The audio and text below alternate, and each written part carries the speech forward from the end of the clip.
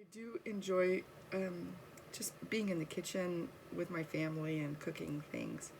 At this point, we're all just kind of fending for ourselves because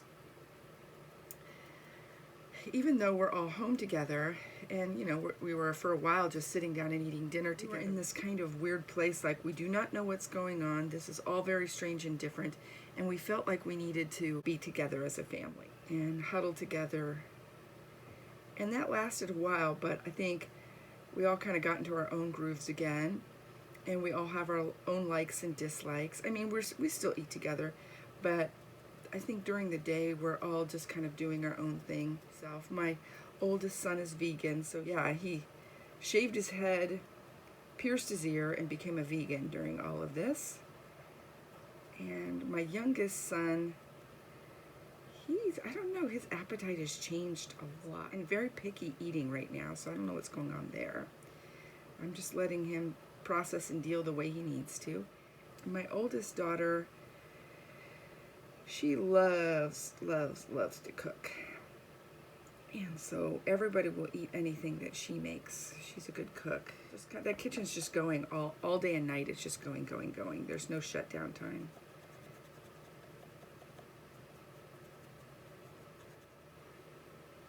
I had this crazy dream last night. And sorry, this video is going to be all over the place train of thought. I had this dream last night that I was back at my store and I was closing it, and I had left all of my stuff there for all these last years, these last 7 years. New people who took the store really wanted me to get my stuff out, and I didn't know where I was going to put it all, and I was freaking out, and I woke up thinking, where am I going to put all that stuff? And I had to tell myself, oh, that was a long time ago, you've already done that. So maybe I'll tell that story if you're cool with that, for those of you who don't know. In 2008, I opened up a store, and I had a friend who had a framing company, a framing business, and it was really huge because it used to be this warehouse where they did framing for like hotels and big businesses. The people who ran it, I don't know what happened. Somebody died, things fell apart. The other family members weren't interested in keeping it going.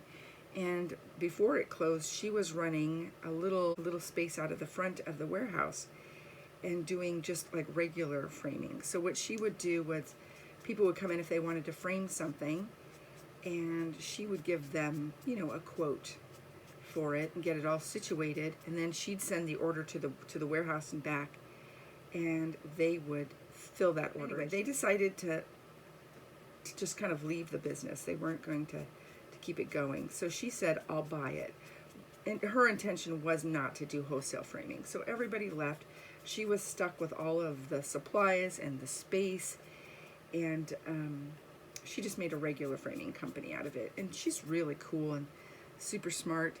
She was an artist in Iraq, and then she moved here, went to art school in Chicago, finished up there, then moved out here.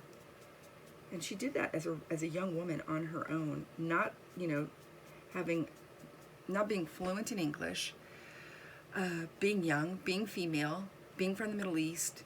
She just wanted to have this adventure, and she did it. And I just love her for it. She's one of my very best friends. Sweetest person you'll ever meet. She's a little rough around the edges, I will say that. She's her humor is something you have to learn, but once you get to know her, you realize she's just a go-getter. She has a really great business mind too. And so that's what she did. She opened up this little framing company, but she had all this space that she just didn't need. She divided it in half and rented half of it out to some other people, and then she still had the retail space up front. And she kept, saying, you should do something, create a gallery, do this, do that. And we ended up putting together a gallery and some shows for fun for a little while. And it was fun, but it just wasn't what I wanted to do. It was super stressful. I was at a place in my life where you know, I just needed something. I needed a project, but I didn't need it to be serious, and I just didn't want to do all the event planning. And I had made friends with this art group. They were these mixed media artists, and they were really cool, and we'd get together and do things. And I used to use her space to do workshops and classes. And one day I called her up and I said, I have this crazy idea. Tell me what you think.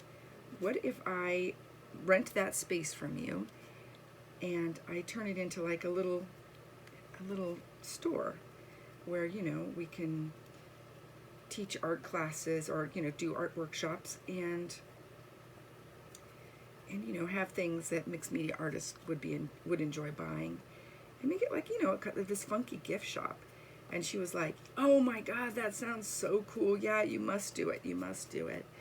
And she gave me an incredible rent that I could afford, and I little by little just opened it up.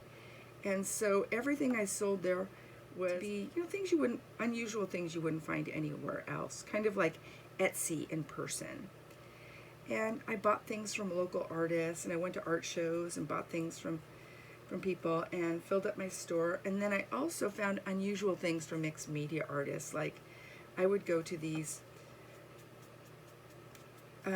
flea markets. I'd go to Paris and get things in Paris and bring them back from flea markets, and we'd have these really cool classes. It was so much fun, and I ended up building a studio back there for myself.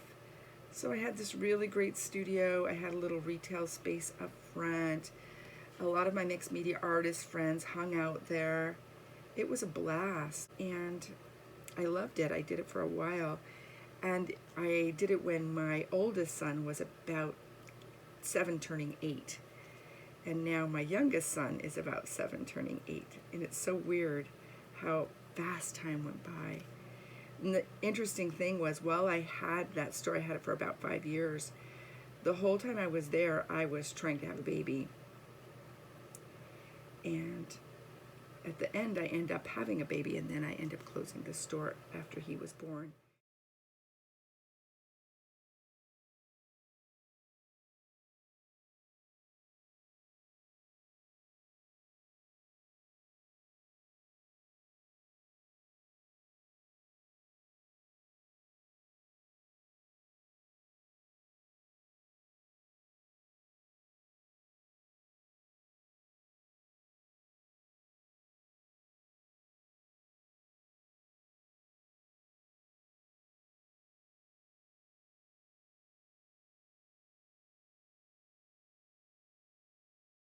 Right thing to do. And it took me about 3 months to liquidate everything and to get everything moved out. It was pretty stressful, really, really stressful. I had to rent a moving truck. A really good friend of mine happened to be just opening up her retail space. It was back before those drink and paint places were popular, and she was kind of like at the forefront of that. She had gone to Colorado, I think, with a friend or family member, I can't remember, and they said, we need to show you this. We think you're going to love this. And she loved the business model. She loved the idea. And so she got in. It was kind of like a franchise thing.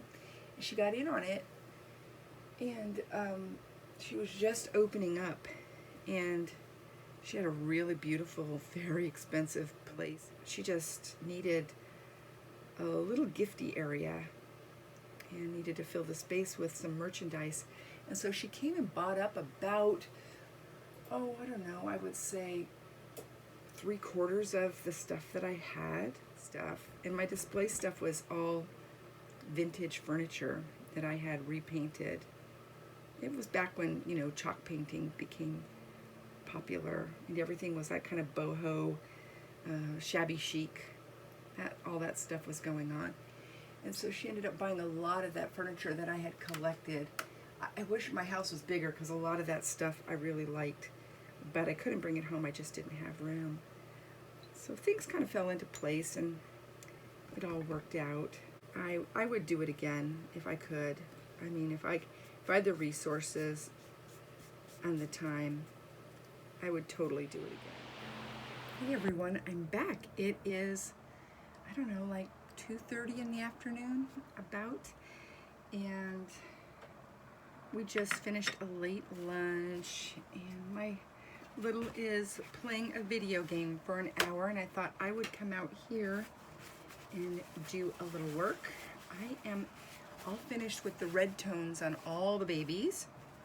That's my first round. I will probably revisit that a few more times with different reds and pinks, but for right now, that initial red layer is finished, and I am starting to put on some flesh layers. Here is Ruby. Here's what she looks like now. I'm going to do a light amber wash. I did a light flesh wash on her, but it got really powdery, and the light layers kind of rose to the top, and I don't like the way that looks. So I'm going to give her a nice amber wash. I don't want this to be any more yellow or pink. I could do a purple wash too that would tone down that orange, but I'm not sure about it.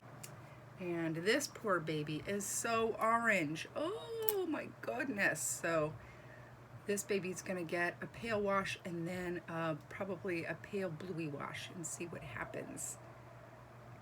So cute. Anyway, yeah, so I was just watching Jen over at Creative Newborns, and she's doing the Jamie kit by Audrey Stote, and I just bought that kit like a couple weeks ago. I think I showed it to everybody. It's a 1/4 limb kit, and I guess they used to be really popular when Reborns first started coming out.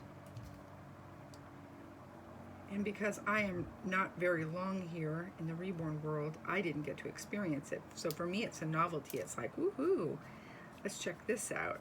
It just seems like it would be super cuddly. And I was gonna paint it with this round, and I decided to save it, and I'm so glad I did. I wanna see how hers comes out. Her and I both have very different painting styles. I thought she was an air dry painter, but maybe she does both. Again, I don't know her that well, haven't known her that long, but she seems like a pretty nice person. And she has a bit of a following, and her ladies are so nice. And instead of putting on